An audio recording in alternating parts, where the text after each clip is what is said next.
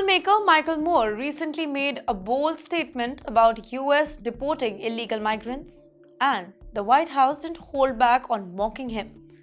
Moore suggested that by deporting undocumented immigrants, the US might be sending away someone who could have discovered the cure for cancer or save the world from the asteroid in near future. His argument was that many talented people come from immigrant background, and removing them could mean losing out on great minds that could help the society. But let me tell you, the White House strongly disagreed and called his statement one of the dumbest things said all year. Presidential spokesperson Kush Desai even joked that if Moore was right, gangs and cartels in Central and South America must be running high-tech science labs because they are the kind of people being deported. Michael Moore's argument?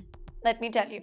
Moore, who has been a long-time critic of Donald Trump, wrote a piece on his website questioning the Trump administration's strict immigration policy.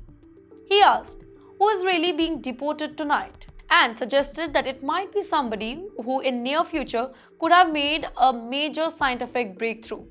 He compared the situation to Steve Jobs, the legendary Apple founder who was born to an immigrant father from Syria. Moore also described a scenario where ICE agents are arresting people who aren't criminals, like someone who was just about to help rebuild a child's playground, but now being forced into deportation plane. Then comes White House. The Trump administration was very quick to shut down Moore's argument. They pointed out that immigrants being deported were no innocent people but included individuals charged with serious crimes. Spokesperson Kush Desai listed some examples of who are being targeted.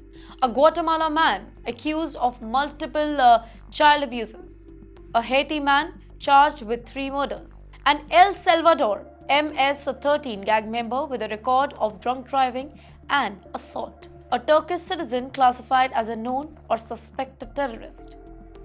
According to the Trump administration, their goal was simple: protect American citizens first. They argued that mass deportations were not about removing innocent people, but about getting rid of criminals who could harm the community. But the question is, did Moore get it all wrong? Moore's biggest argument was that Steve Jobs was the son of an migrant, proving that immigrants can be great for America. But critics quickly pointed out that a major flaw in his example. Yes, Steve Jobs' father was from Syria, but he was in the US legally as a student. Jobs' mother was an American citizen from Green Bay, which is in Wisconsin. After he was born, Jobs was put up for adoption and raised in the US. So, his situation was not as same as undocumented immigrants being deported today.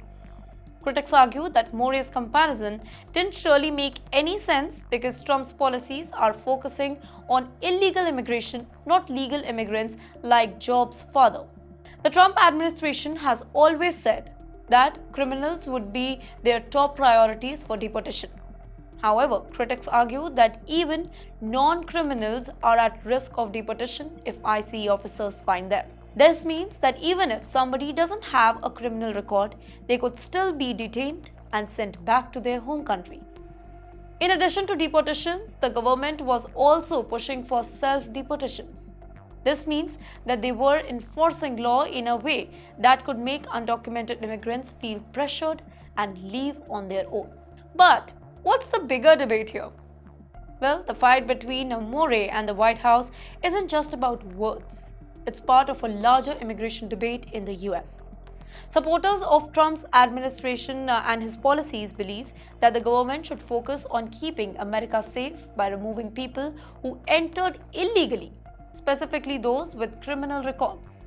Critics like Moore argues that these policies hurt hard-working immigrants, many of whom have been in the US for years and contribute to the society. With immigration being a major part in the US politics, this is not the last time we see such debates. Since Trump has returned to the office, the fight over who should be allowed to stay in America will always continue.